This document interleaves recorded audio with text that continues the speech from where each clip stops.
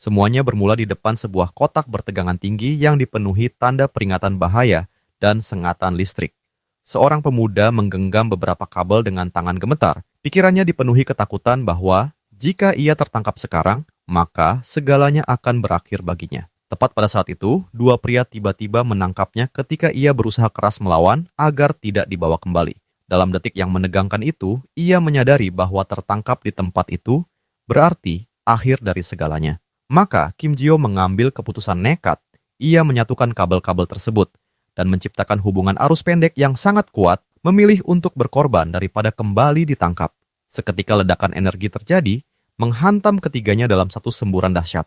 Pemuda itu menyatakan bahwa ia lebih memilih gugur daripada tertangkap. Namun, semua itu seakan tidak berarti karena di dalam dadanya berdenyut sebuah jantung kebangkitan. Meski tubuhnya rusak parah, ia bangkit kembali dan menegaskan bahwa dirinya tidak akan pernah benar-benar lenyap. Inilah awal kisah anak kebangkitan dan rahasia di balik organ istimewa tersebut. Di dunia ini, terdapat berbagai jenis jantung dengan karakteristik unik masing-masing. Mutasi aneh ini hanya memengaruhi sebagian kecil manusia dan menghadirkan kemampuan luar biasa. Bergantung pada jenis organnya, seseorang dapat memunculkan kekuatan yang melampaui manusia biasa. Karena itu, mereka dikenal sebagai mutan jantung. Banyak orang iri dan menganggapnya sebagai anugerah ilahi, namun kenyataannya jauh berbeda. Kim Jio mendengar hal itu dan hanya merasa ingin tertawa pahit saat ia mengais tempat sampah. Ia menatap kondisi dirinya yang menyedihkan dan menyalahkan kekuatan itu atas hidupnya yang begitu sulit. Namun saat ini, prioritasnya adalah menemukan sesuatu untuk dimakan, karena rasa lapar membuatnya hampir kehilangan kendali. Tak lama kemudian, ia menemukan sepotong roti yang dibuang dan merasa sangat beruntung meski berada di tengah kotoran. Ia mulai memakannya dengan penuh keputusasaan, mengatakan bahwa makanan itu bahkan tidak berbau buruk. Saat ia makan, seekor anjing mendekat ke arah pemuda yang sedang berjongkok di dekat tumpukan sampah. Ia menyadari kehadiran hewan itu dan bertanya, apakah anjing kecil itu juga lapar? Lalu menawarkan sedikit bagiannya. Anjing tersebut menerima dan mulai menjilati tangan kurusnya. Namun tiba-tiba, beberapa anjing lain muncul dan mengelilinginya, diiringi suara aneh yang membuatnya waspada. Dengan rasa takut, ia bersembunyi di balik dinding dan mengintip, mengira mungkin orang-orang dari laboratorium telah menemukannya. Namun yang ia lihat hanyalah 3 preman jalanan yang sedang menyudutkan seorang siswi, tak berdaya. Menyadari situasinya, Kim Jio merasa lega karena itu hanyalah para preman lokal. Mereka terus mengganggu gadis itu, mengatakan bahwa ia pasti sudah memahami bagaimana kerasnya dunia ini. Pada saat itu, Kim Jio memperhatikan bahwa gadis tersebut membawa kantong makanan hewan dan langsung mengerti alasan keberadaannya di sana. Melihat ketidakadilan itu, ia memutuskan untuk turun tangan dan berjalan mendekati mereka. Ia meminta para pelaku untuk berhenti, membuat mereka berbalik dengan bingung dan bertanya siapa dirinya. Kim Jio mendekat dan menegaskan bahwa ia bukanlah gelandangan biasa. Salah satu dari mereka langsung diliputi ketakutan saat melihat wajahnya dari dekat dan mulai berteriak panik. Pada saat itu, lengan Kim Jio berubah menjadi bilah tulang yang sangat tajam. Dengan senjata tersebut, ia memerintahkan mereka untuk berhenti mencari masalah dan pergi secepat mungkin. Para preman itu pun melarikan diri dengan ketakutan, berteriak bahwa mereka melihat makhluk menyeramkan, sementara gadis itu hanya bisa menyaksikan. Siswi yang masih terjatuh di tanah berusaha mengucapkan terima kasih dengan terbata-bata atas bantuan yang tak terduga. Namun makhluk itu berbalik dan menunjuk ke arahnya dengan gerakan yang menakutkan. Gadis itu panik dan berteriak agar ia tidak mendekat. Memintanya tetap menjauh, tetapi Kim Jio mengabaikan ketakutannya dan mengambil kantong makanan hewan yang terjatuh saat keributan. Siswi itu benar-benar bingung dengan tindakan makhluk aneh tersebut. Ia kemudian menjelaskan bahwa makanan itu sebenarnya untuk anjing-anjing jalanan. Kim Jio mencicipinya sedikit dan meminta maaf, mengatakan bahwa ia tidak bermaksud menakutinya. Ia lalu dengan sopan bertanya, apakah ia boleh meminta sedikit makanan tersebut, membuat gadis itu semakin terkejut karena makhluk itu ternyata bisa berbicara. Dalam ketakutan, gadis itu berteriak dan berlari menjauh. Pemuda itu hanya memperhatikan, seolah sudah terbiasa dengan reaksi seperti itu. Ia tidak terganggu dan berkata bahwa setidaknya sekarang ia bisa makan dengan tenang. Meski masih ketakutan, siswi itu tetap bersembunyi sambil mengamati, mencoba memahami apa sebenarnya makhluk tersebut. Ia mulai bertanya-tanya apakah itu manusia, dan apakah mungkin seseorang bisa hidup dalam kondisi seperti itu. Sebuah kemungkinan pun muncul di benaknya. Ia menduga bahwa pemuda itu adalah mutan jantung. Ia teringat bahwa para mutan memiliki kemampuan aneh dan bahwa makhluk itu telah menyelamatkannya dari orang-orang jahat. Merasa bersalah atas reaksinya, ia memutuskan untuk kembali dan mendekatinya lagi. Gadis itu kemudian menawarkan sebuah roti isi dari dalam tasnya kepada pemuda yang kelaparan. Terkejut sekaligus tersentuh, ia bertanya apakah makanan itu benar-benar untuknya. Gadis itu mengangguk dan meminta maaf karena sebelumnya melarikan diri, dan ia pun berterima kasih sambil menerima pemberian tersebut. Ia memegang roti itu dan berpikir bahwa ini adalah pertama kalinya ia mendapatkan makanan seperti ini. Ia menggigitnya dengan lahap dan teringat bahwa sebelumnya ia hanya pernah melihat bungkus makanan seperti itu di tempat sampah. Saat merasakan rasanya, ia begitu bahagia dan menyebut rasanya luar biasa nikmat, memuji kesegaran sayuran, roti, dan isinya hingga merasa seolah bisa gugur dengan tenang. Saat melihat gadis itu mengelus seekor anjing, Kim Jio menganggapnya seperti malaikat. Setelah beberapa saat, gadis itu memberanikan diri bertanya bagaimana ia harus memanggilnya. Ia pun menjawab bahwa namanya adalah Kim Jio dan memperkenalkan diri dengan sopan. Dengan senyum hangat, gadis itu mengatakan senang berkenalan dan menyebut namanya Song Hye-ji. Ia kemudian bertanya bagaimana pemuda itu bisa berada dalam kondisi seperti ini, dan ia menjelaskan bahwa dirinya sedang melarikan diri dari sebuah laboratorium. Dengan rasa takut, Hye-ji bertanya tentang tempat tersebut dan apakah ia benar-benar sedang dikejar. Kim Jio mengiyakan bahwa ada pusat penelitian yang menangkap para mutan dan mereka berusaha membawanya kembali. Siswi itu terkejut karena pernah mendengar rumor, lalu bertanya apa yang mereka lakukan kepadanya di sana. Kim Jio terdiam sejenak sebelum akhirnya mengungkapkan kebenaran tentang masa lalunya yang kelam. Ia menjelaskan bahwa dirinya dijadikan bahan eksperimen dan telah mengalami penderitaan selama 10 tahun melalui berbagai uji dan prosedur. Hye-ji merasa ngeri mengetahui kekejaman yang ia alami selama 1 dekade penuh. Kim Jio menjelaskan bahwa semua itu terjadi karena jantung kebangkitannya yang mampu memulihkan dirinya. Karena kemampuan unik itu, ia mampu bertahan dari segala hal, dan itulah yang membuatnya berada dalam kondisi seperti sekarang. Gadis itu menatapnya dengan ekspresi serius dan penuh tekad. Setelah mendengar kisah pilu itu, pemuda tersebut masih terhanyut dalam keluhan tentang penampilannya serta penderitaan yang dibawa oleh kekuatan yang ia miliki. Tiba-tiba, siswi itu berdiri dan mengajaknya pergi ke suatu tempat. Kim Jio merasa bingung ketika gadis muda itu menggenggam tangannya dan menariknya dengan tergesa, mengatakan bahwa semuanya akan berlangsung cepat. Ia benar-benar terpaku saat merasakan genggaman tangan gadis itu yang begitu erat. Meskipun wujudnya tampak menyeramkan, ternyata masih ada seseorang yang berani menyentuhnya tanpa ragu. Dengan wajah berubah merah, sosok kerangka itu merasa canggung, mengira dirinya tertangkap dalam situasi yang tidak terduga. Tanpa diduga, bilah tulang itu kembali terlepas. Di tengah perjalanan, tangannya tiba-tiba terlepas, membuat sang siswi panik saat memegang bagian tersebut. Gadis itu diliputi keputusasaan, sementara ia berusaha menenangkannya dengan mengatakan bahwa kejadian seperti ini memang kadang terjadi. Ia menjelaskan bahwa ia hanya perlu menyelaraskan kembali bagian itu agar dapat menyatu seperti semula, lalu bertanya kemana mereka sebenarnya menuju. Beberapa saat kemudian, pemuda itu muncul dengan pakaian baru lengkap dengan rambut palsu, masih belum sepenuhnya memahami situasi yang sedang terjadi. Hye-ji kemudian menjelaskan bahwa ia membelikan pakaian itu agar Kim Jio dapat menyamar dan tidak menarik perhatian. Gadis itu mengatakan bahwa pakaian tersebut memang sederhana, tetapi cukup untuk digunakan dalam waktu yang lama. Kim Jio tersentuh oleh perhatian itu dan mengungkapkan bahwa ia sangat menyukai pakaian barunya. Ia merasa begitu nyaman, seolah-olah memiliki kulit baru. Rasa antusiasnya meluap, namun siswi itu mengingatkan bahwa perubahan tersebut belum sepenuhnya selesai. Ia mengatakan bahwa wajah Kim Jio masih terlihat jelas, dan ia akan menutupinya dengan riasan. Setelah menyelesaikan semuanya, gadis itu memperlihatkan penampilan baru temannya lengkap dengan kacamata. Kim Jio merasa sedikit malu, tetapi ia juga menyukainya, dan gadis itu meyakinkan bahwa kini tidak ada yang akan mengenalinya. Saat gadis itu menutupi wajahnya karena rasa malu, tiba-tiba ponselnya berdering. Ia melihat waktu dan menyadari bahwa dirinya sudah terlambat untuk pergi ke akademi.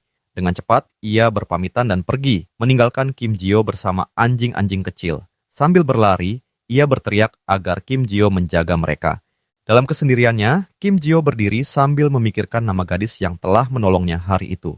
Nama malaikat itu adalah Song Hye-ji, dan ia yakin tidak akan pernah melupakannya. Anjing-anjing kecil mengelilinginya, membuatnya bertanya-tanya apakah permintaan gadis itu berarti ia akan kembali esok hari. Ia teringat bagaimana di laboratorium dulu ia diperlakukan seperti sebuah percobaan, seperti makhluk tanpa nilai, sementara di jalanan orang-orang selalu menjauh darinya dengan ketakutan. Namun Song Hye-ji adalah orang pertama dalam waktu yang sangat lama yang memperlakukannya seperti manusia seutuhnya. Berbaring bersama anjing-anjing itu, ia mengucapkan terima kasih pada hewan kecil yang telah membawanya bertemu dengan sang siswi. Ia kemudian bertanya pada anjing itu, nama apa yang cocok untuknya. Setelah menerima beberapa jilatan penuh keakraban, ia mengusulkan nama Potato, dan anjing kecil itu tampak menyukainya, menggonggong riang, seolah mengulang nama barunya. Ia teringat betapa lezatnya roti isi yang ia terima sebelumnya. Dalam pikirannya, gadis yang telah membelikannya pakaian dan mengajaknya berbicara itu benar-benar seperti malaikat. Karena itulah ia menantikan hari berikutnya, berharap bisa bertemu lagi dengannya. Namun, tiba-tiba, Kim Jo menghentikan senyumnya dan menyadari kenyataan yang pahit. Ia menganggap harapan itu terlalu naif dan memahami bahwa ia tidak boleh menempatkan gadis itu dalam bahaya. Ia ingat bahwa dirinya sedang diburu dan keberadaannya bisa membawa ancaman bagi siapapun di sekitarnya. Dengan hati yang berat, ia memutuskan bahwa yang terbaik adalah pergi. Ia merasa harus kembali ke tempat asalnya dan menjauh dari orang-orang baik. Maka, ia pun berjalan sendirian menyusuri jalanan kota yang gelap tanpa tujuan. Setelah berjalan cukup lama, ia menemukan pintu masuk saluran bawah tanah di dekat sungai. Tanpa ragu, ia masuk ke tempat itu untuk bersembunyi dari semua orang. Tubuhnya akhirnya tak kuat menahan lelah, dan ia terjatuh pingsan di lantai yang kotor, terdiam dalam waktu yang cukup lama. Saat terbangun, ia terkejut melihat dirinya memegang seekor tikus dari ekornya. Ia bangkit dan menyadari bahwa ia tidak bisa sembarangan beristirahat karena sebelumnya ia kehilangan kesadaran akibat kelelahan. Tak lama kemudian, rasa lapar mulai terasa, perutnya berbunyi keras. Ia sudah memperkirakan hal ini, sehingga sebelumnya ia menyimpan sedikit makanan hewan sebelum pergi. Ia memutuskan untuk memakannya sambil membayangkan rasa roti isi yang pernah ia cicipi, mencoba mengelabui perasaannya sendiri. Ia memakan setiap bagian seolah-olah itu adalah bahan makanan yang lezat, dan ia cukup terkejut dengan hasilnya. Tiba-tiba, Kim Jo mendengar suara aneh dan segera waspada di tempat persembunyiannya. Dalam sekejap, anjing kecil bernama Potato melompat ke arahnya dan merebut makanan dari tangannya, membuatnya panik. Ia menegur hewan itu, mengatakan bahwa makanan tersebut tidak seharusnya dimakan oleh anjing kecil itu. Namun ada sesuatu yang terasa janggal, membuatnya kebingungan. Tak lama kemudian, ia menyadari bahwa itu memang Potato, dan ia terkejut melihatnya di sana. Ia tidak mengerti bagaimana anjing itu bisa menemukannya di tempat yang begitu terpencil. Ia pun menyadari bahwa jika anjing itu ada di sana, berarti seseorang pasti datang bersamanya. Pada saat itulah, ia mendengar suara Song Hye-ji, dan ia bersyukur wajah tengkoraknya menyembunyikan kebahagiaannya. Siswi itu muncul dengan raut wajah yang sedikit kesal, menanyakan alasan Kim Jo menghilang tanpa memberi kabar. Ia mengatakan bahwa ia hampir tidak bisa menemukannya, meskipun kebahagiaannya saat melihatnya kembali begitu jelas. Gadis itu menjelaskan bahwa ia mengikuti jejak aroma anjing-anjing tersebut hingga akhirnya menemukan tempat persembunyian ini. Ia pun menegurnya karena telah menempatkan dirinya dalam risiko, dan Kim Jo meminta maaf karena telah membuatnya khawatir. Dengan jujur, ia mengakui bahwa ia takut menjadi beban dan memilih untuk pergi. Namun dengan senyuman hangat, gadis itu mengatakan bahwa ia sangat bahagia akhirnya bisa menemukannya kembali. Ia menambahkan bahwa bahkan Potato pun merasa cemas, sementara anjing kecil itu menjilat wajah temannya dengan penuh keakraban. Kemudian gadis itu mengatakan bahwa mereka perlu makan, lalu menunjukkan berbagai camilan yang ia bawa. Hye-ji menjelaskan bahwa ia membeli semua itu karena Kim Jo hanya makan satu roti isi sehari sebelumnya. Ia pun menyiapkan hidangan penutup sederhana dengan mencampurkan susu dan biskuit, lalu menawarkannya pada Kim Jo. Ia merasa heran dengan campuran tersebut, tetapi gadis itu meyakinkannya bahwa rasanya sangat enak. Saat menatap makanan itu, ia merasakan sensasi baru yang belum pernah ia alami sebelumnya. Ia bahkan berpikir bahwa makanan sebelumnya saja sudah luar biasa. Dengan hati penuh rasa ingin tahu, ia mencoba hidangan itu dengan sendok kecil. Rasa yang begitu nikmat membuatnya terharu hingga meneteskan air mata, mengungkapkan betapa lezatnya hidangan tersebut. Ia begitu bersemangat hingga ingin berbagi dengan temannya. Namun gadis itu justru menyarankan agar ia mencoba minuman bersoda yang dibawanya. Tiba-tiba, saat ia meminum minuman tersebut, lengannya mulai pulih dengan cepat, seolah mendapatkan energi baru yang mengalir deras di dalam dirinya. Sang gadis itu sangat terkejut menyaksikan pemandangan di hadapannya, ketika pemuda tersebut memperlihatkan lengannya yang perlahan pulih tepat di depan matanya. Tangannya masih dalam proses terbentuk kembali, dan gadis itu memperhatikan setiap detailnya dari jarak dekat dengan rasa takut yang mendalam. Ia pun bertanya, apakah proses pemulihan itu memang selalu berlangsung selama ini, dan apakah butuh berhari-hari hingga tubuhnya kembali utuh. Kim Jio segera meluruskan, mengatakan bahwa dengan kecepatan seperti ini, pemulihan penuh justru bisa memakan waktu bertahun-tahun, membuat gadis itu semakin terhenyak. Dalam benaknya, ia tahu bahwa untuk mempercepat proses tersebut, ia membutuhkan banyak cairan tertentu, namun ia memilih untuk tidak menakut-nakuti gadis itu. Ia pun mengalihkan pembicaraan dengan menjelaskan bahwa yang dilakukan ini adalah metode menggunakan makanan, sementara gadis itu penasaran dan menanyakan metode lainnya. Sosok kerangka itu pun berbohong, di dalam benaknya ia tidak perlu mengatakan hal tersebut kepada Heji, karena tidak ingin membuat gadis itu takut. Lalu ia mengatakan bahwa cara lain hanya bisa dilakukan di laboratorium, dan bahwa makan saja sudah cukup membantu. Gadis itu kemudian bertanya, apakah dahulu laboratorium memang membantunya? Dan Kim Jio menjelaskan bahwa mereka memang memulihkannya demi kepentingan eksperimen. Karena itulah, mereka terus mengejarnya tanpa henti dimanapun ia bersembunyi. Mendengar hal itu, sang gadis akhirnya memahami alasan mengapa ia pergi tanpa penjelasan sebelumnya. Kim Jio mengangguk membenarkan, lalu mengatakan bahwa gadis itu tidak perlu lagi bersikap baik padanya karena hubungan mereka berbahaya. Namun dengan tekad kuat, gadis itu berdiri dan menyatakan bahwa mereka harus segera pergi ke kantor polisi. Kim Jio menolak, mengatakan bahwa polisi akan memperlakukannya seperti makhluk aneh dan ia pernah hampir menjadi sasaran sebelumnya. Gadis itu mencoba menenangkannya dengan mengungkapkan bahwa kakaknya bekerja sebagai polisi. Lalu ia membagikan rahasia luar biasa bahwa kakaknya juga memiliki jantung mutan seperti dirinya. Sosok kerangka itu benar-benar terkejut dan memastikan apakah ia tidak salah dengar bahwa kakak gadis itu juga seorang mutan. Kim Jio terdiam, menunduk sambil merenungkan kenyataan tak terduga tersebut. Sang gadis kemudian meminta kepercayaannya, meyakinkan bahwa kakaknya adalah orang yang sangat baik. Namun pemuda itu masih tampak kebingungan. Wajahnya menunjukkan ketidakpastian yang mendalam. Melihat suasana yang menjadi berat, gadis itu memutuskan untuk berpamitan pada hewan-hewan dan mengatakan bahwa ia harus pulang lebih awal. Ia memberi usapan terakhir pada hewan-hewan kecil itu dan menyebutkan bahwa pihak penampungan akan segera menghubungi mereka. Si kecil Potato membuat ekspresi lucu dan menggonggong riang seolah memahami seluruh percakapan manusia. Kini sendirian bersama hewan itu, Kim Jio mengucapkan terima kasih atas bantuannya sambil mengelus kepala sahabat barunya. Dengan tatapan penuh tekad, pemuda itu berjanji dalam hati bahwa kali ini ia tidak akan melarikan diri lagi. Ia tersenyum dan berjanji pada anjing kecil itu bahwa ia akan segera kembali untuk melihatnya lagi. Dari kejauhan, sang gadis melambaikan tangan perpisahan. Sementara Kim Jio memandang semua hewan yang ia tinggalkan dengan rasa sedih. Saat mengenakan penutup kepalanya, ia berpikir bahwa setelah 3 tahun terus menghindar, akhirnya, ada seseorang yang mengulurkan tangan untuk membantunya. Ia teringat senyuman temannya dan merasakan kehadiran seseorang di sisinya sebagai sesuatu yang asing namun hangat. Saat berjalan menyusuri jalanan, ia mulai bertanya-tanya apakah akhirnya ia bisa hidup tenang tanpa harus terus menjadi buronan. Namun tiba-tiba, cahaya terang menyinari wajahnya, membuatnya berhenti di tengah jalan tanpa menyadari bahaya yang mendekat. Sang gadis yang melihat kejadian itu membeku ketakutan, ekspresinya berubah drastis saat menyadari kendaraan melaju dengan cepat. Benturan keras pun terjadi, tubuh kerangka itu terpental jauh sementara kacamatanya terlepas dan berputar di udara. Ia terhempas keras ke aspal dan terbaring tanpa reaksi. Seorang pria bertubuh besar segera menangkap sang gadis, menutup mulutnya saat ia berusaha memanggil temannya. Beberapa pria berpakaian rapi berlari mendekati Kim Jio, salah satunya membawa tongkat pemukul. 2 orang di antaranya mengangkat tubuh Kim Jio yang masih linglung. Di latar belakang, sebuah pemantik dinyalakan. Nyala kecilnya menerangi suasana dan memperlihatkan sosok baru. Seorang pria dengan bekas luka menyalakan rokoknya dan menyatakan bahwa akhirnya ia menemukan sosok yang selama ini ia cari. Sang pemimpin kemudian memerintahkan anak buahnya untuk membawa pemuda itu karena ia harus menanggung semua akibat dari pelariannya selama ini.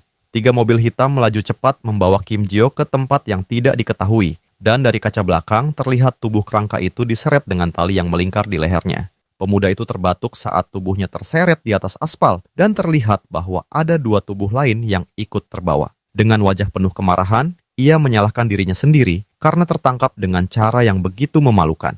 Ia harus menghentikan mereka dengan cara apapun. Ia mulai menghunjamkan tangannya ke tanah untuk mencoba menghentikan laju mobil. Kim Jio berteriak bahwa semua ini adalah kesalahannya. Wajahnya dipenuhi keputusasaan mendalam. Ia menyalahkan dirinya karena bahkan Heji juga ikut terseret dalam situasi ini dan kini terjebak di dalam mobil. Gesekan dengan aspal merusak tangannya, namun ia tetap bertahan dan tidak menyerah. Ia terus terbatuk saat terseret di jalan, namun tetap melawan dengan seluruh kekuatannya. Ia merasa tak berdaya dan menyadari bahwa dengan kemampuannya yang terbatas, ia tidak bisa menyelamatkan siapapun. Dalam keputusasaan, ia mulai memohon pertolongan, berharap ada seseorang yang dapat menyelamatkannya dari mimpi buruk ini. Tiba-tiba, beberapa anjing muncul entah dari mana dan melompat ke arah mobil para penjahat. Anjing-anjing kecil itu, termasuk Potato, menggigit tali dengan kuat, membuat Kim Jio terkejut oleh kesetiaan mereka. Dengan kebersamaan mereka, hewan-hewan itu menarik tubuh pemuda tersebut, berusaha memperlambat kendaraan dan menyelamatkannya. Berkat kekuatan gabungan mereka, tali itu akhirnya putus dan pemuda itu tertinggal di atas aspal. Menyadari situasi tersebut, pengemudi mobil mengerem mendadak hingga ban bergesekan keras dengan jalan. Mobil pun berhenti sepenuhnya, meninggalkan Kim Jio terbaring di jalan, dikelilingi oleh sahabat-sahabat berkaki empatnya.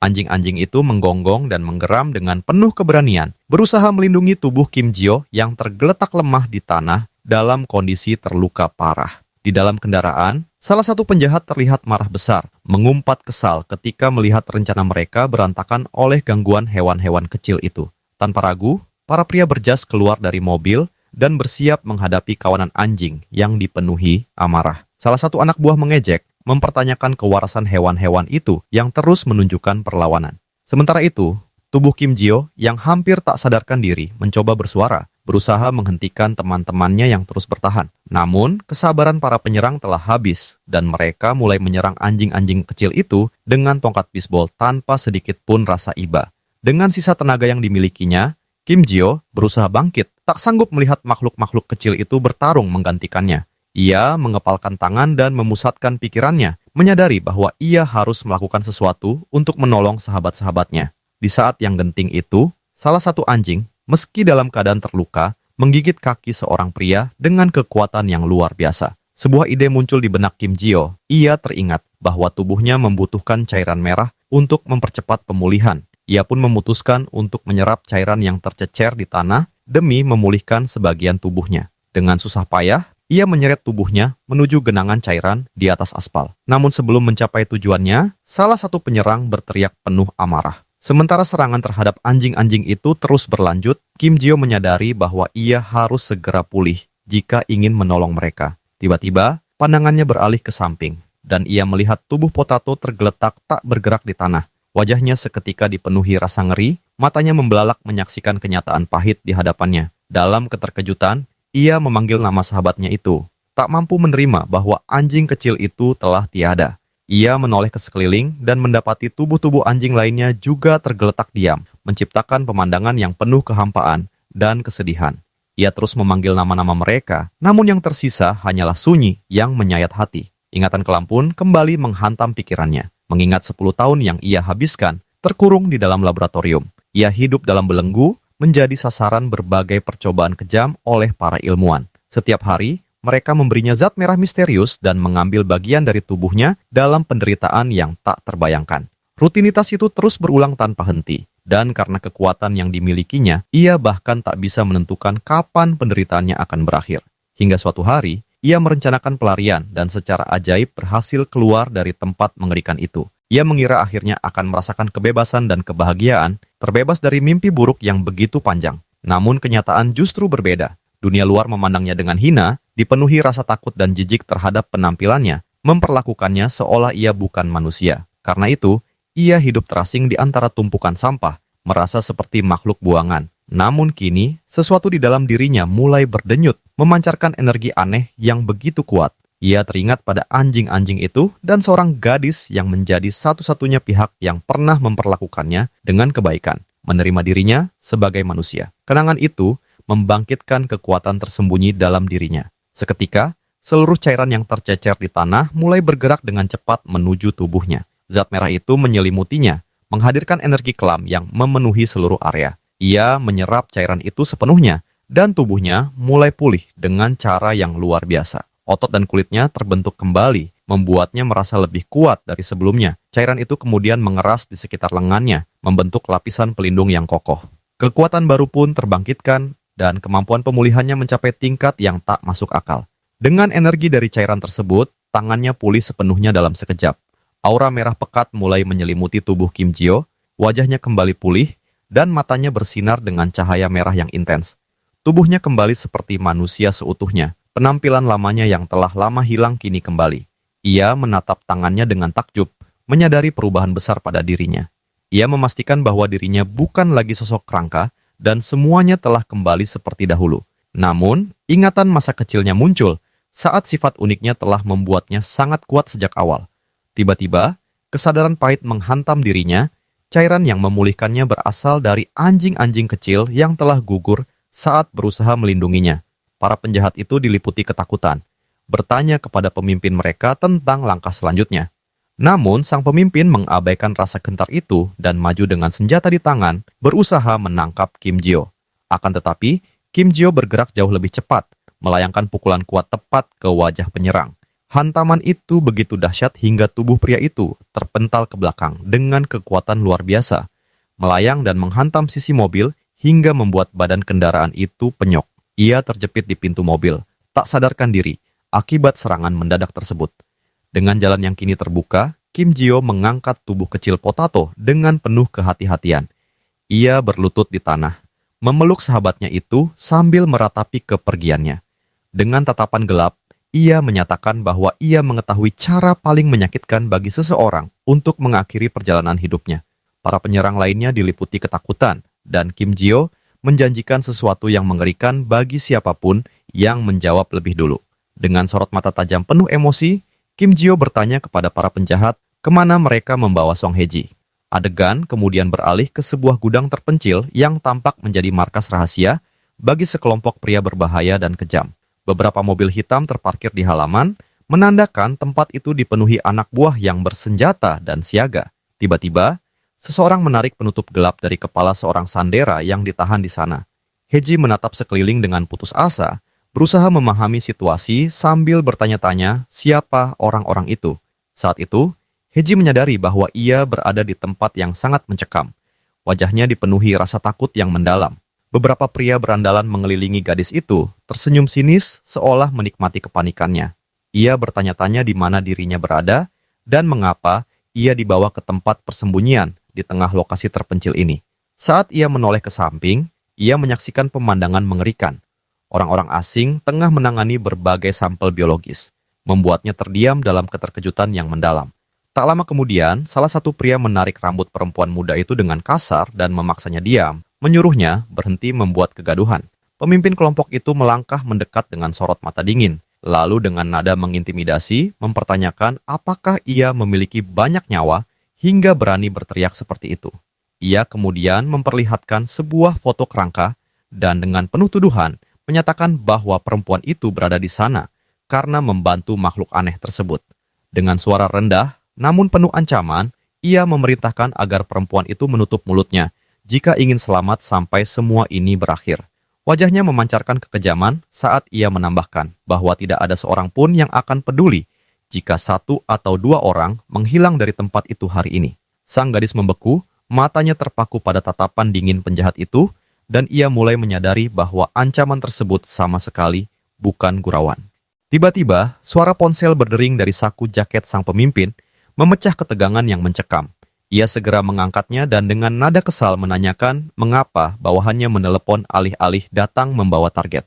Dari seberang sambungan, terdengar penjelasan yang membingungkan tentang anjing-anjing, membuat sang pemimpin semakin tidak mengerti. Bawahannya melaporkan bahwa makhluk tulang itu telah berubah menjadi manusia, dan bahwa semua kekacauan itu disebabkan oleh hewan-hewan tersebut.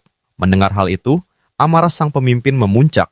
Ia menuntut penjelasan yang lebih jelas agar dapat memahami situasi. Di sisi lain, Hye-ji yang mendengar percakapan itu mulai bertanya-tanya apakah semua anjing kecilnya benar-benar datang untuk menyelamatkan temannya. Sang pemimpin lalu menanyakan dengan nada tinggi apakah bawahannya benar-benar mengatakan bahwa mereka kehilangan kerangka tersebut. Ia pun kehilangan kendali, berteriak bahwa target itu sangat berharga dan menyebut bawahannya tidak berguna. Dalam luapan emosi, ia melemparkan ponsel tersebut dan mengancam anak buahnya. Jika mereka tidak bisa menangkapnya kembali, maka mereka akan dilenyapkan. Dengan amarah yang masih membara, ia berbalik kepada gadis itu dan menuntut untuk mengetahui kemana temannya pergi saat ini juga. Ia memaksa gadis itu untuk segera menceritakan semuanya, sambil mengeluh bahwa ia telah kehilangan banyak uang akibat pelarian tersebut. Ketakutan, sang gadis hanya bisa mengatakan bahwa ia tidak tahu apapun, namun penjahat itu justru tertawa mengejek. Ia lalu mengeluarkan sebuah senjata tajam dan mengancam akan melukainya sedikit demi mengembalikan ingatannya. Dalam ketakutan yang mendalam, gadis itu teringat bagaimana temannya pernah memperingatkannya bahwa mereka sedang diikuti, namun ia mengabaikannya dan kini harus menanggung akibatnya.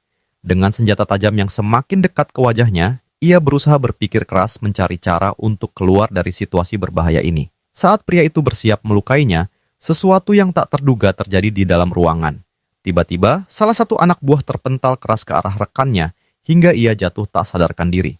Para pelaku lainnya langsung menoleh dengan kaget, bersiap menghadapi apapun yang baru saja masuk.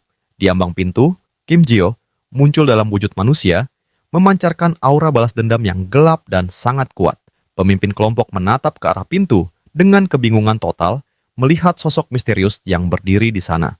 Wajah Kim Jio tertutup bayangan, membuat sang penjahat bertanya-tanya siapa sosok asing tersebut. Salah satu anak buah mendekat dan meremehkannya karena pakaiannya yang robek dan kotor. Namun dalam sekejap, Kim Jio mencengkeram leher pria itu dengan kecepatan luar biasa dan mulai menekannya dengan kekuatan besar. Pria itu kesulitan bernapas, tak mampu memahami kekuatan apa yang digunakan pemuda tersebut. Dengan tatapan dingin, Kim Jio menjelaskan bahwa karena mereka, sesuatu yang sangat buruk telah terjadi. Ia mengungkapkan bahwa akibat ulah mereka, semua makhluk kecilnya kini telah tiada. Sang pemimpin segera memerintahkan anak buahnya untuk menghadapi penyusup tersebut, dan 2 orang langsung menyerang. Salah satu dari mereka melayangkan pukulan keras ke wajah Kim Jio, namun ia sama sekali tidak bergeming, tetap tenang dengan ekspresi yang mengerikan. Ia kemudian membalas dengan pukulan yang jauh lebih kuat, tepat mengenai dagu lawannya hingga pria itu terpental jauh. Tanpa memberi jeda, pertarungan berlanjut. Seorang lainnya menyerangnya dari belakang dan berteriak bahwa ia telah berhasil menahannya, disusul oleh rekannya yang ikut membantu sambil menarik rambut pemuda itu dengan paksa. Meski terluka, mata Kim Jio mulai bersinar merah menyala, menandakan kekuatan yang semakin besar. Dengan memanfaatkan momentum, ia melempar salah satu dari mereka melewati bahunya dengan kekuatan luar biasa. Pemandangan itu membuat sang pemimpin dan yang lainnya benar-benar terkejut melihat kekuatan manusia super yang ditunjukkan pemuda tersebut. Kim Jio bangkit perlahan, menatap lantai dengan ekspresi kebencian yang mendalam. Dengan sorot mata yang masih menyala, ia bertanya, apakah mereka dikirim oleh laboratorium Hermes untuk menangkapnya? Sang gadis tak percaya dengan apa yang dilihatnya. Ekspresinya berubah total saat menyaksikan kejadian itu. Ia kemudian menyadari bahwa pemuda itu adalah Kim Jio dan terkejut melihat penampilannya yang kini sepenuhnya manusia. Sang pemimpin pun akhirnya memahami semuanya dan berteriak bahwa pemuda itu selama ini adalah kerangka tersebut, mengingat kembali peringatan bahwa ia mungkin tidak akan mengenalinya jika telah beregenerasi sepenuhnya. Tiba-tiba, sang pemimpin mengeluarkan senjata dan menembak bahu Kim Jio, yang langsung merasakan dampaknya. Dengan nada puas, ia mengucapkan terima kasih karena pemuda itu datang kembali dengan sendirinya, lalu mengarahkan senjata ke tubuhnya yang terluka. Ia memerintahkan semua anak buahnya untuk mengambil senjata yang mereka terima sebagai bayaran. Mereka pun patuh dan tanpa belas kasihan mulai menyerang ke arah Kim Jio. Sang pemimpin berteriak bahwa mereka akan mendapatkan banyak uang jika berhasil menangkapnya, memerintahkan agar serangan tidak dihentikan. Tubuh pemuda itu dihantam berkali-kali, sementara perintah terus dilontarkan agar serangan dilanjutkan hingga ia tidak mampu beregenerasi lagi. Serangan bertubi-tubi menembus tubuhnya, membuatnya merasakan penderitaan yang luar biasa. Cairan merah mengalir di wajah dan pakaian yang telah robek. Kim Jio merasakan bagaimana tubuhnya terkoyak oleh setiap hantaman yang menembus dirinya. Bahkan, tulang-tulangnya pun ikut hancur oleh serangan tanpa henti yang terus menghujani dirinya. Ia merasakan seolah paru-parunya telah tertembus, membuatnya bahkan kesulitan untuk bernapas dengan normal. Menyaksikan pemandangan itu, sang gadis diliputi keputusasaan dan berteriak agar mereka menghentikan kekejaman tersebut.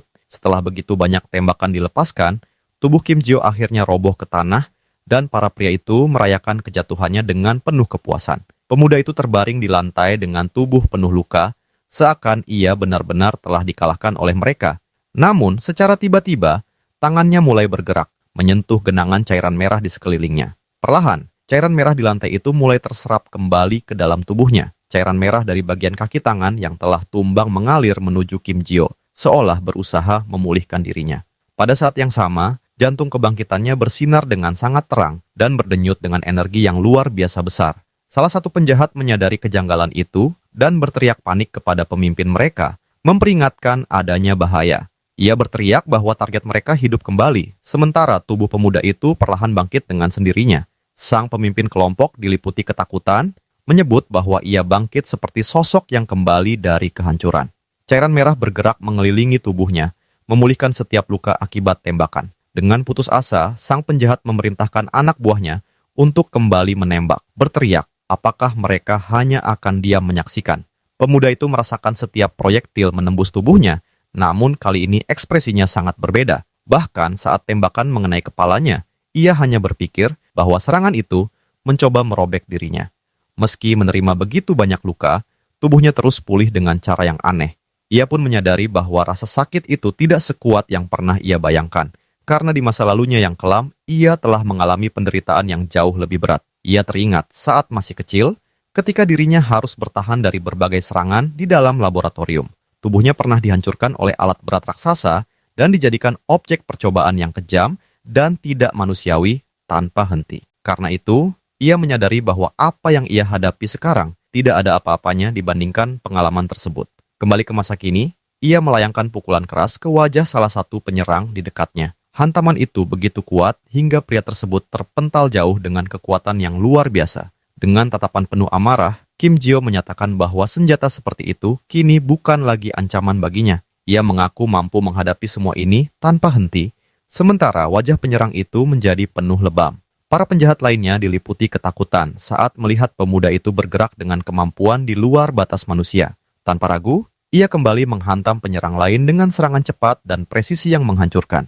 Pria itu mencoba bertahan, namun kekuatan serangan tersebut terlalu besar hingga ia merasakan dampaknya sepenuhnya, terlempar dan menghantam tangki logam dengan keras. Dalam benaknya, Kim Jio dipenuhi amarah yang tak terbendung, terutama saat ia mengingat hewan kecilnya yang telah mengorbankan segalanya demi melindunginya. Kenangan itu membakar emosinya, terlebih saat ia mengingat sosok kecil bernama Potato yang tersenyum, memicu kemarahan yang semakin besar karena ia merasa gagal melindungi satu-satunya teman sejatinya. Dalam luapan emosi itu, ia bergerak dengan kecepatan yang mengerikan, menyerang semua musuhnya tanpa memberi kesempatan untuk melawan. Menyaksikan kekacauan tersebut, sang pemimpin kelompok segera menangkap pelajar itu dan melarikan diri, berteriak agar pemuda itu tidak mendekat. Ia mengancam akan menembak gadis tersebut jika Kim Jio terus maju. Namun ancaman itu diabaikan. Dengan satu pukulan dahsyat, Kim Jio menghantam wajah penjahat itu secara telak. Serangan itu mendarat sempurna, membuat sang penjahat merasakan kekuatan penuh dari hantaman tak terduga tersebut. Dengan tatapan penuh kebencian, Kim Jio menunjukkan bahwa ia tidak akan memberikan belas kasihan sedikit pun. Ia berteriak bahwa dirinya tidak akan pernah bisa bertemu lagi dengan teman-temannya, lalu melemparkan pukulan terakhir yang membuat tubuh penjahat itu terlempar dan menghantam tangki logam hingga penyok. Pemimpin kelompok itu tergeletak dengan wajah penuh luka lebam, menatap Kim Jio dengan ketakutan yang mendalam, menyadari bahwa ia berada dalam bahaya besar. Dalam ketakutan, ia memohon ampun dan berjanji akan melakukan apa saja. Namun Kim Jio menatapnya dengan dingin dan menyatakan bahwa semuanya sudah terlambat untuk dimaafkan. Ia kemudian melayangkan pukulan kuat di bagian kepala sang penjahat, membuatnya berteriak kesakitan. Dampaknya begitu besar hingga tanah di sekitarnya retak, dan pria itu mengeluarkan cairan merah dari mulutnya. Kim Jio terus menyerang tanpa henti, melayangkan pukulan demi pukulan dengan seluruh kekuatannya ke wajah musuhnya. Tanpa memberi jeda, ia menghujani tubuh penjahat itu dengan rangkaian serangan cepat dan brutal. Kecepatan pukulan tersebut begitu tinggi hingga lawannya tidak sempat bereaksi untuk bertahan. Setelah serangan itu berakhir, wajah sang penjahat berubah bentuk akibat hantaman bertubi-tubi, sementara Kim Jio mengamati hasilnya dengan ekspresi dingin. Cairan merah menetes dari tangannya yang terluka akibat terlalu banyak serangan yang ia lepaskan. Ia berdiri di atas tubuh pemimpin kelompok yang kini tak lagi bergerak di lantai gudang yang kotor. Pandangannya kemudian menjauh, memperlihatkan seluruh penjahat yang telah tumbang, dan gudang yang berada dalam kondisi kacau sepenuhnya. Kim Jio menarik napas dalam-dalam dan uap keluar dari mulutnya, menandakan bahwa pertarungan akhirnya telah usai. Setelah semuanya berakhir, sang gadis memanggil nama temannya dengan suara yang sedikit gemetar, namun penuh kelegaan. Kim Jio kemudian mulai berjalan menghampirinya. Telapak kakinya yang tanpa alas menyentuh lantai gudang yang kotor. Ia terus mendekat. Sementara gadis itu menatapnya dengan ekspresi cemas. Kim Jio akhirnya berhenti tepat di hadapan gadis yang masih duduk di lantai, menatapnya dalam diam, seolah tidak tahu harus mengatakan apa. Gadis itu bertanya, apakah dia baik-baik saja? Karena ia masih mengingat bagaimana Kim Jio menerima begitu banyak serangan sebelum akhirnya terjatuh ke tanah. Tiba-tiba, Kim Jio berlutut dan memeluk gadis itu dengan sangat erat, membuatnya terkejut oleh tindakan yang begitu spontan. Dengan air mata yang menetes, Kim Jio merasa lega melihat sahabatnya tetap selamat dan berada di sisinya. Ia mengatakan betapa bahagianya ia karena gadis itu masih hidup, dan gadis itu pun membalas pelukan tersebut dengan penuh kehangatan. Dalam momen haru itu, dengan suara yang penuh kesedihan, ia mengungkapkan bahwa anjing-anjing kecil itu telah tiada demi menyelamatkannya dari serangan penjahat tersebut. Kim Jio mengaku bahwa ia sangat takut gadis itu ikut terluka di tengah kekacauan tadi, dan karena itulah ia terus mengulang bahwa ia sangat bersyukur gadis itu masih selamat, sembari mempererat pelukannya. Gadis itu kebingungan, bertanya-tanya mengapa ia justru berterima kasih di saat yang begitu sulit dan ganjil. Saat tangannya menyentuh punggung Kim Jio, ia dapat merasakan betapa terguncangnya perasaan sahabatnya akibat semua yang telah terjadi. Gadis itu mengatakan bahwa seharusnya dialah yang berterima kasih karena telah diselamatkan. Di lokasi kejadian, polisi mulai berdatangan, dan seorang detektif berteriak memerintahkan para petugas untuk segera membawa para pelaku ke kantor. Salah satu penjahat yang selamat dari perkelahian itu diborgol, sambil menundukkan kepala penuh kekalahan. Gudang tersebut dipenuhi para pelaku kejahatan, membuat para penyelidik bertanya-tanya bagaimana kehancuran sebesar itu bisa terjadi akibat konflik internal. Dari kejauhan, keduanya menyaksikan mobil-mobil polisi bergerak dan gadis itu sempat bertanya apakah mereka juga akan diperiksa. Namun gadis itu menjelaskan bahwa kakaknya menyuruh mereka menjauh karena keadaan akan menjadi rumit jika melibatkan para mutan. Mereka pun memutuskan untuk pergi, membiarkan mereka yang lebih dewasa menangani seluruh kekacauan di bawah cahaya bulan purnama. Tanpa diduga, Heji mulai menangis keras karena tragedi yang baru saja ia saksikan. Kim Jio pun tak mampu lagi menahan emosinya dan ikut terisak menyembunyikan wajahnya di balik kedua tangan. Diliputi kesedihan mendalam, ia menatap anjing-anjing kecil yang terbaring tak bergerak di tanah dan meminta maaf karena tidak mampu melindungi sahabat-sahabat kecilnya.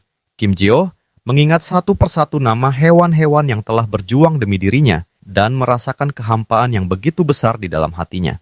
Heji kemudian memeluk salah satu hewan tersebut dan mengatakan bahwa semua ini adalah kesalahannya karena makhluk-makhluk kecil itu hanya ingin menyelamatkannya dari orang-orang jahat. Ia menyesali dirinya karena tidak merawat mereka dengan lebih baik, sambil terus menangis dan menyadari bahwa momen kasih sayang yang singkat ternyata begitu berarti bagi mereka. Mendengar itu, Kim Jio menggigit jarinya sendiri dengan keras dan menegaskan bahwa ini bukan kesalahannya karena hewan-hewan itu pergi demi dirinya. Heji terkejut dan bertanya apa yang sedang ia lakukan ketika melihat luka yang ia buat sendiri. Namun pemuda itu menjelaskan bahwa ia memiliki kemampuan untuk memulihkan diri melalui cairan dalam tubuhnya, dan ia bertanya-tanya apakah cairan istimewa itu bisa mengembalikan sahabat-sahabat kecilnya. Dengan tatapan penuh tekad, ia membiarkan cairan merah itu menetes ke tubuh hewan-hewan tersebut, berharap akan terjadi keajaiban. Ia memusatkan seluruh kehendaknya pada rencana yang tidak biasa ini, berharap sifat mutannya mampu mewujudkan sesuatu yang tampaknya mustahil. Meski merasakan sakit, ia terus melakukan hal tersebut. Heran mengapa kemampuan pemulihannya justru bekerja begitu cepat saat ini.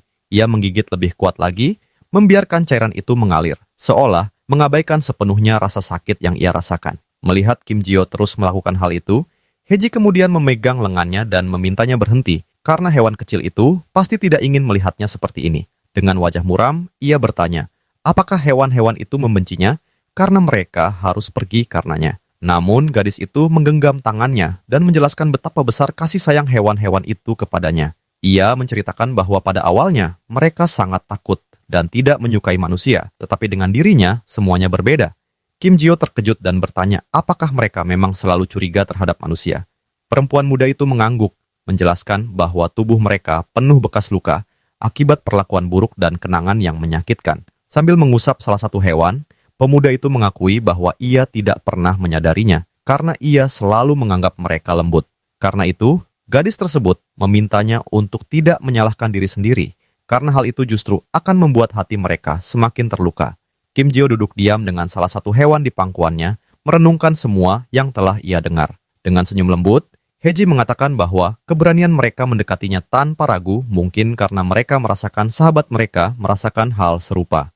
Kim Jio kemudian berterima kasih atas ucapan yang menenangkan tersebut, dan keduanya terdiam sejenak dalam keheningan. Tiba-tiba, suara lirih yang lembut menarik perhatian mereka, membuat keduanya menoleh ke arah asal suara itu. Saat itulah seekor anak anjing milik Potato muncul, dan gadis itu merasa sangat lega melihatnya masih selamat. Dengan penuh kebingungan, mereka memperhatikan anak anjing itu berjalan perlahan menuju mereka. Anak anjing itu berhenti tepat di depan Kim Jio, mengibaskan ekornya sambil menatapnya dengan penuh perhatian. Kim Jio kemudian bertanya, apakah ia tidak membencinya, meskipun keluarganya telah hilang karenanya. Namun sebagai jawaban, makhluk kecil itu menjilat tangan Kim Jio, seakan mengatakan bahwa semuanya baik-baik saja. Kim Jio tersentuh oleh momen tersebut, dan sahabatnya berkomentar bahwa tampaknya anak anjing itu juga sangat menyukainya. Tak lama kemudian, anak anjing itu tertidur di dalam pelukan Kim Jio, dan gadis itu mengatakan bahwa ia pasti sangat kelelahan. Gadis itu mulai memikirkan apa yang harus dilakukan, dan mempertimbangkan untuk membawa anak anjing yang baru lahir itu pulang bersamanya. Ia juga memikirkan langkah selanjutnya untuk sahabatnya, dan anak anjing tersebut mengingat orang-orang dari laboratorium bukanlah orang biasa. Ia pun meminta Kim Jio untuk menunggu sejenak, lalu berlari untuk menghubungi kakaknya meminta bantuan. Melalui telepon, ia menjelaskan situasi yang terjadi dan menanyakan kemana mereka harus pergi sekarang setelah semuanya berakhir. Setelah panggilan itu selesai, keduanya berjalan menyusuri kota dengan Kim Jio menggendong anak anjing kecil tersebut dengan penuh kehati-hatian. Akhirnya, mereka tiba di sebuah bangunan apartemen besar yang tampaknya merupakan tempat tinggal gadis itu bersama keluarganya. Saat memasuki rumah itu, Kim Jio menatap sekeliling dengan ragu, sementara temannya mempersilahkannya masuk dan mengatakan anggap saja seperti di rumah sendiri. Namun langkahnya tertahan di ambang pintu, hatinya dipenuhi keraguan. Apakah pantas seseorang seberbahaya dirinya berada di tempat sehangat itu? Sang gadis tersenyum lembut, mengingatkannya bahwa ia telah mempertaruhkan segalanya demi melindunginya, sehingga tidak ada alasan untuk takut. Ia juga mengungkapkan bahwa kakaknya ingin bertemu dengannya, karena mungkin ia bisa membantu dalam sebuah kasus terkait laboratorium. Dengan bujukan penuh keyakinan, gadis itu akhirnya berhasil membuatnya melangkah masuk, dan Kim Jio pun menerima ucapan tersebut. Saat itu, pandangannya tertuju pada pantulan dirinya di jendela cermin, dan seketika ia kebingungan melihat sosok yang terpampang di sana. Tiba-tiba ia dilanda kepanikan, ketakutan menyergap saat menyadari perubahan yang terjadi, membuat gadis itu terkejut oleh reaksinya. Ia mendekat pada gadis itu sambil berseru bahwa wajahnya telah kembali lengkap dengan pipi, hidung, bahkan bibir. Dengan suara gemetar, ia menjelaskan bahwa ia tidak menyadari hal itu karena wajahnya tidak pernah pulih sejak masa kecilnya di laboratorium. Dengan kedua tangan menempel pada kaca, ia menatap dirinya sendiri, menyadari untuk pertama kalinya ia melihat wujud aslinya. Terkejut oleh kisah tersebut, gadis itu meneguk air sambil mengakui bahwa ada sesuatu yang telah lama mengusiknya. Ia lalu menanyakan usianya, karena kini setelah pulih, ia sama sekali tidak tampak seperti seseorang yang tua. Kim Jio terdiam sejenak, tenggelam dalam pikirannya, mengakui bahwa sudah begitu lama ia bahkan tidak pernah memikirkan usianya sendiri. Ia mengingat saat pertama kali memasuki laboratorium pada usia 7 tahun, dan berhasil keluar 3 tahun kemudian setelah melalui 7 percobaan tahunan. Setelah menghitung dengan perlahan, ia menyimpulkan bahwa usianya kini 17 tahun, membuat temannya tersedak air karena terkejut. Gadis itu pun menjadi heran, bertanya mengapa ia membiarkannya memanggilnya abang jika usia mereka sama. Dengan wajah merasa malu, Kim Jio menjelaskan bahwa ia hanya merasa bahagia karena akhirnya diperlakukan seperti manusia. Jawaban yang tulus sekaligus pilu itu membuat sang gadis terdiam tanpa kata. Di dalam hatinya, ia merasa situasi ini begitu menyedihkan. Namun, di saat yang sama, sikap Kim Jio terasa begitu menggemaskan. Ia pun mengusulkan agar mereka saling memanggil dengan nama, lalu mengajaknya makan setelah mandi. Sementara itu, anak anjing kecil memanfaatkan kesempatan untuk menghabiskan makanannya dengan penuh semangat. Di meja makan, Kim Jio yang kini mengenakan pakaian bersih bersiap menyantap hidangan pertamanya yang sesungguhnya. Dengan mata berbinar, Ia mencicipi makanan itu dan berseru bahwa semuanya terasa hangat dan lezat. Gadis itu menjadi sedikit malu, mengatakan bahwa itu hanyalah hidangan sederhana dan meminta maaf karena tidak pandai memasak, tetapi Kim Jio bersikeras bahwa itu adalah makanan terbaik yang pernah ia rasakan sepanjang hidupnya. Gadis itu kemudian menjelaskan bahwa kakaknya mengalami sesuatu yang tak terduga sehingga tidak bisa bertemu hari itu seperti rencana semula. Piring-piring yang kini kosong sepenuhnya menjadi bukti betapa lapar dirinya dan betapa ia menikmati hidangan tersebut. Karena itu, Heji menunjuk ke sofa dan mengatakan bahwa ia bisa beristirahat di sana malam ini. Ia memberikan selimut kepada temannya yang merasa canggung, namun tetap mengucapkan terima kasih atas kebaikannya. Dengan senyum hangat, sang gadis berpamitan dan mengatakan bahwa ia akan pergi ke kamarnya untuk mengerjakan tugas. Pintu kamar pun tertutup, meninggalkan Kim Jio sendirian di ruang tamu untuk pertama kalinya. Sambil memegang selimut, ia mengamati sekelilingnya, mencoba membiasakan diri dengan kenyataan baru yang terasa asing sekaligus menenangkan. Matanya menelusuri setiap sudut rumah itu, terpesona oleh kesederhanaan yang terasa begitu hidup. Ia terkejut saat melihat televisi dan bertanya-tanya bagaimana benda itu bisa begitu besar dan tipis. Saat melihat bunga dalam vas, ia merenungkan betapa berbeda tempat ini dibandingkan laboratorium dingin yang tak bernyawa. Ia duduk di sofa dan terkejut oleh kenyamanannya yang jauh lebih lembut daripada tempat tidurnya di laboratorium. Sementara itu, anak anjing kecil minum air, namun kemudian mengeluarkan kembali sebagian makanan yang ia santap sebelumnya. Hewan kecil itu tampak sangat lemah, membuat Kim Jio terkejut melihat kejadian tersebut. Ia segera menyadari apa yang terjadi dan menatap sahabat kecilnya dengan wajah penuh kekhawatiran. Anak anjing itu terus mengeluarkan makanannya dan terlihat semakin rapuh. Dengan putus asa, Kim Jio memanggil namanya. Wajahnya dipenuhi kecemasan yang mendalam. Ia pun berlari mendekat, berusaha melakukan sesuatu untuk menolong. Dalam momen yang menegangkan itu, ia berhenti tepat di depan makhluk kecil tersebut, yang hanya menatapnya dengan bingung, seolah tidak memahami apa yang terjadi. Namun tiba-tiba, anak anjing itu tampak baik-baik saja, dan hanya memiringkan kepalanya dengan polos. Kim Jio pun menyadari bahwa tidak ada hal serius yang terjadi, dan ia merasa lega, menganggapnya hanya kekhawatiran sesaat.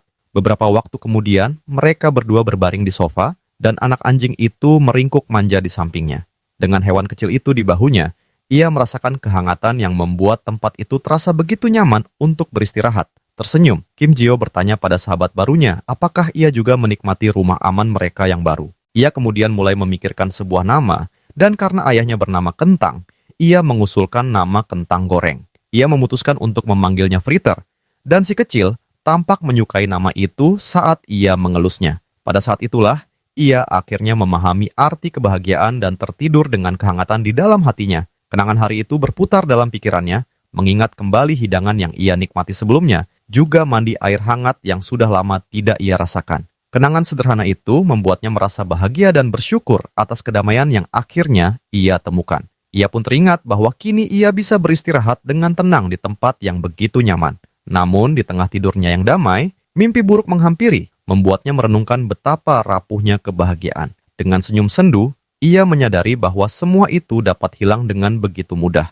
Ia teringat saat melarikan diri dari laboratorium bersama para mutan lain yang berlari dalam keputusasaan. Saat itu mereka berlari menuju pintu keluar dengan harapan untuk akhirnya merasakan kebebasan. Namun para penjaga fasilitas muncul dan menyatakan bahwa mereka tidak boleh kehilangan mutan berharga tersebut. Tiba-tiba sebuah ledakan terjadi, melempar dua pelarian dengan kekuatan dahsyat. Lantai lorong runtuh, membuat para pemuda itu jatuh di antara puing-puing tanpa harapan untuk melarikan diri. Salah satu prajurit bersiap mengarahkan senjata energi ke arah para mutan yang tergeletak. Ujung senjata itu bersinar terang, bersiap melepaskan serangan menghancurkan, namun tembakan tersebut berbalik arah dan justru mengenai para penjaga, membuat mereka terkejut oleh serangan yang tak terduga itu.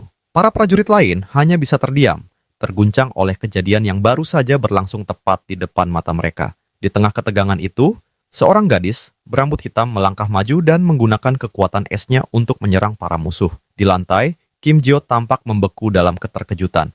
Sementara gadis muda itu berteriak, memintanya segera tersadar dan keluar dari sana. Di saat yang sama, seorang pemuda lain mengerahkan kekuatannya untuk menahan lantai agar tidak runtuh, menjaga semua orang agar tidak terjatuh ke dalam jebakan berbahaya. Dengan tatapan penuh tekad, ia berjuang sekuat tenaga demi melindungi teman-temannya dari ancaman yang mengintai. Sosok kerangka itu kemudian menatap ke depan dengan tekad baru, akhirnya bersiap untuk bergerak.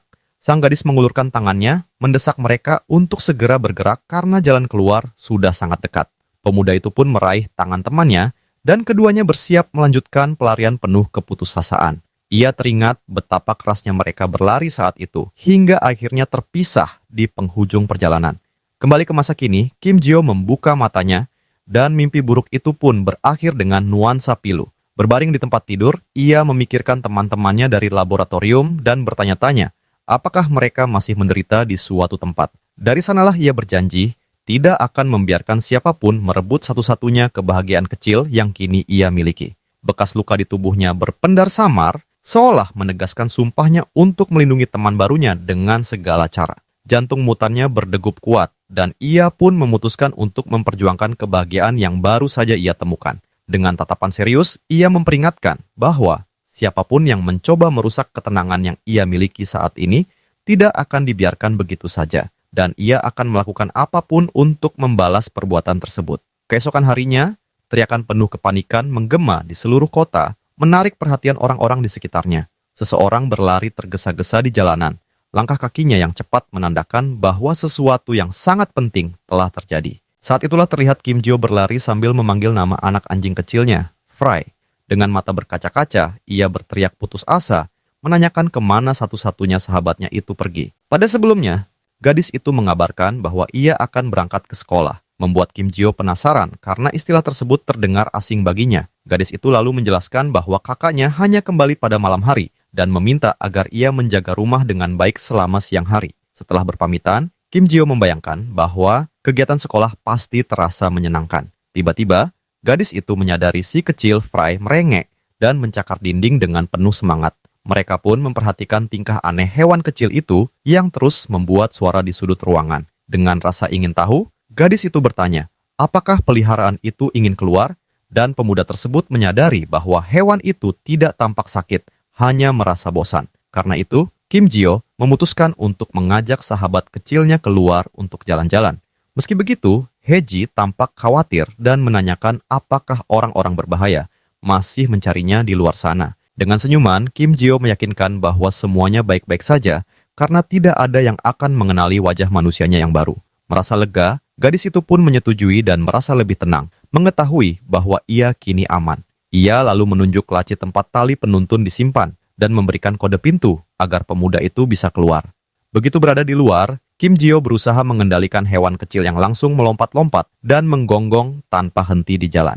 Dengan susah payah, ia mencoba menahan peliharaannya dan mulai menyadari bahwa membawa anjing berjalan-jalan ternyata tidak semudah yang dibayangkan. Melihat Fry tampak tidak nyaman, ia bertanya-tanya, apakah benda di lehernya membuat sahabat kecilnya itu merasa terganggu. Kekhawatiran pun muncul saat ia mendengar rengekan pelan, membuatnya takut bahwa ia mungkin menarik tali itu terlalu kuat. Pada saat itulah, ia menutup wajahnya dan teringat masa lalu ketika dirinya sendiri pernah terikat oleh rantai berat.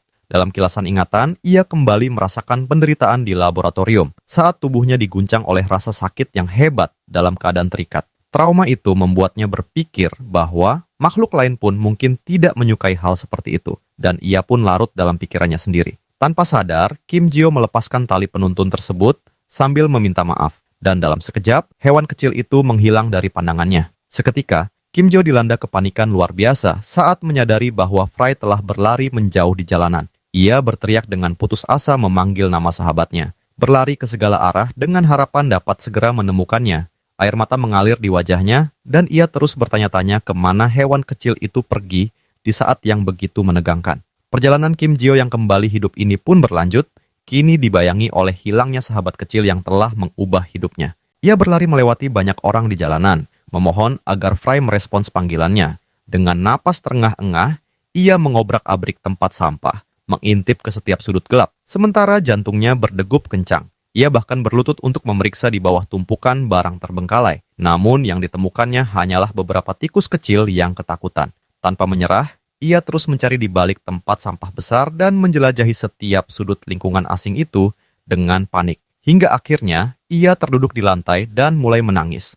Bertanya-tanya bagaimana ia bisa menemukan anak anjing itu di tempat sebesar ini. Dalam pikirannya, bayangan terburuk mulai muncul, membuatnya diliputi rasa takut akan kemungkinan sahabat kecilnya mengalami kejadian buruk. Ketakutannya semakin membesar saat ia membayangkan orang-orang jahat mungkin saja menangkap dan menyakiti Fry. Ia pun menangis terseduh, menyalahkan dirinya sendiri karena kehilangan sahabat itu hanya sehari setelah berjanji akan selalu menjaganya. Tiba-tiba, langkahnya terhenti di sebuah gang, dan dari kejauhan ia melihat sebuah bangunan yang tampak seperti sekolah yang pernah disebutkan sebelumnya. Saat menatap ke arah lapangan, ia melihat beberapa pelajar bermain bola, dan akhirnya, di antara semak-semak, ia menemukan sosok kecil yang dicarinya. Fry tampak tenang, menjelati kakinya dengan santai, sama sekali tidak menyadari kepanikan besar yang telah ia sebabkan bagi pemiliknya. Kemudian Kim Ji-ho berlari secepat mungkin menuju semak-semak, hatinya dipenuhi kecemasan sambil bertanya-tanya apakah hewan peliharaannya mengikuti jejak aroma gadis itu. Tanpa diduga, seorang pria yang kebetulan melintas tampak kebingungan dan menoleh ke samping, berusaha memahami apa yang sedang terjadi. Dalam sekejap, Kim Ji-ho melesat melewati pria tersebut, yang sempat mencoba meraihnya, namun bahkan tak mampu menyentuh ujung pakaiannya yang bergerak begitu cepat. Sang instruktur yang melihat kejadian itu terperangah, tak habis pikir bagaimana seseorang bisa bergerak secepat itu, hanya mampu menyaksikan bayangan kabur yang melintas di hadapannya. Kim Ji-ho terus berlari dengan penuh kepanikan, sementara pria itu berteriak memintanya berhenti. Namun seluruh fokusnya hanya tertuju pada satu hal, menyelamatkan hewan kesayangannya. Di saat yang sama, para siswa tetap melanjutkan permainan sepak bola mereka tanpa menyadari bahwa sosok mutan kuat kini telah memasuki area sekolah. Suasana halaman sekolah tampak hidup dan damai, para siswa bersenang-senang, sementara di bangku penonton beberapa di antara mereka duduk santai, berbincang ringan tentang gosip hari itu dengan penuh tawa. Di balik sebuah pohon, Kim Ji-ho mengamati keadaan dengan hati-hati agar tidak menarik perhatian siapapun. Tak lama kemudian, pandangannya tertuju pada sekelompok siswa tertentu, mencoba menangkap setiap detail dari percakapan yang tampaknya penting. Para remaja itu mulai membahas asal-usul para mutan dan mempertanyakan apakah rumor tentang laboratorium itu benar adanya. Salah satu dari mereka menunjukkan layar ponselnya, memperlihatkan bahwa hadiah untuk menangkap seorang mutan mencapai angka fantastis, yaitu 1 miliar. Mendengar jumlah yang luar biasa itu, Kim Ji-ho menyadari bagaimana orang-orang di luar sana memandang kaumnya hanya sebagai komoditas semata. Dengan perasaan tertekan, ia memutuskan harus segera menemukan anak anjingnya dan pergi dari tempat itu sebelum sesuatu yang buruk menimpanya. Sementara itu, si kecil Fry berlari riang, melintasi halaman tanpa menyadari bahaya yang kini mengelilinginya. Di sudut lain sekolah, sekelompok gadis sedang merekam tantangan tarian dengan penuh semangat untuk diunggah ke media sosial mereka. Setelah selesai merekam, mereka memeriksa hasil video itu dan saling memuji dengan senyum lebar. Pemimpin kelompok itu kemudian melihat ponselnya dengan bangga, sementara teman-temannya terus melontarkan pujian yang berlebihan. Tiba-tiba, hewan kecil itu muncul, berlari mendekati mereka, membuat para gadis terkejut sekaligus terpikat oleh kehadiran makhluk mungil yang lembut dan menggemaskan itu. Mereka pun menggendongnya dan memberikan banyak kasih sayang karena ukurannya yang kecil dan rupanya yang lucu.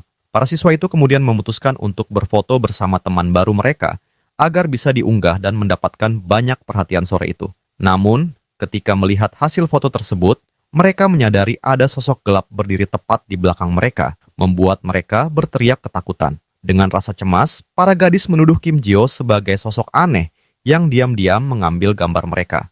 Dengan wajah penuh rasa tidak enak, pemuda itu keluar dari balik pohon dan meminta maaf, menjelaskan bahwa ia hanya sedang mencari hewan peliharaannya. Dengan ekspresi sangat malu, ia menegaskan tidak bermaksud menakuti siapapun dan hanya ingin segera membawa anak anjingnya kembali.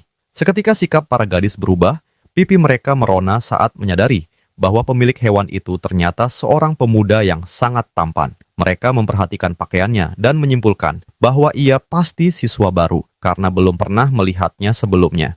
Kim Ji-ho kemudian bertanya, apakah ia telah mengganggu proses perekaman mereka, dan pemimpin kelompok justru menawarkan agar ia ikut tampil dalam video tersebut. Para siswa lain tertawa kecil, menyebutnya menggemaskan, sementara Kim Ji-ho bersikeras bahwa ia tidak bisa muncul dalam video apapun. Namun gadis itu mengabaikan penolakannya dan mengulurkan ponselnya, meminta akun media sosialnya agar mereka bisa saling mengikuti sambil tetap menggendong anak anjing itu. Ia mengatakan akan menandai profilnya dalam unggahan, sementara teman-temannya mengamati situasi dengan penuh rasa ingin tahu. Mereka saling berbisik bahwa ini pertama kalinya teman mereka meminta kontak seseorang dan mengakui bahwa pemuda itu memang memiliki wajah yang sangat menarik. Kim Jio justru terlihat bingung, tidak memahami apa yang dimaksud dengan aplikasi foto. Sementara para gadis menjelaskan bahwa akun gadis itu sangat terkenal di lingkungan mereka. Dengan tatapan penuh siasat, gadis tersebut berpikir bahwa pemuda baru itu sangat menarik dan sifat pemalunya membuatnya cocok dijadikan pelengkap yang menguntungkan. Namun, Kim Jio perlahan mundur dan dengan jujur mengatakan bahwa ia tidak memiliki media sosial apapun, membuat para gadis terdiam, tak percaya. Pemimpin kelompok itu seakan membeku, bertanya-tanya apakah ia benar mendengar jawaban tadi. Kim Jio kemudian membungkuk sopan, mengucapkan terima kasih atas ajakan tersebut, namun menyatakan harus menolak dan meminta maaf karena telah menimbulkan ketidaknyamanan. Teman-teman gadis itu terkejut, tak percaya bahwa gadis paling populer di sekolah baru saja ditolak begitu saja. Hal itu membuat gadis tersebut diliputi amarah, menganggap Kim Jio hanya berpura-pura sulit didapat karena menurutnya mustahil ada seseorang yang tidak menginginkan kontak darinya. Tanpa diduga, Kim Jio mengambil kembali fry kecil dan mengatakan akan segera membawanya pulang. Sementara gadis itu hanya bisa menatap dengan perasaan kesal yang tertahan. Ia memeluk hewan kecil itu dengan hangat dan meminta maaf karena sempat terpisah. Berjanji hal seperti itu tidak akan terjadi lagi. Namun di kejauhan, seorang berandalan berambut merah memperhatikan semua kejadian itu dengan tatapan penuh amarah. Hatinya dipenuhi rasa kesal melihat apa yang terjadi di halaman sekolah. Teman-temannya juga menyaksikan dari jauh, bertanya-tanya siapa pemuda asing yang berani berbicara dengan kekasih pemimpin mereka. Salah satu dari mereka akhirnya memastikan apakah gadis itu memang pasangannya, dan pria itu menjawab dengan tatapan tajam yang begitu berat dan menegangkan.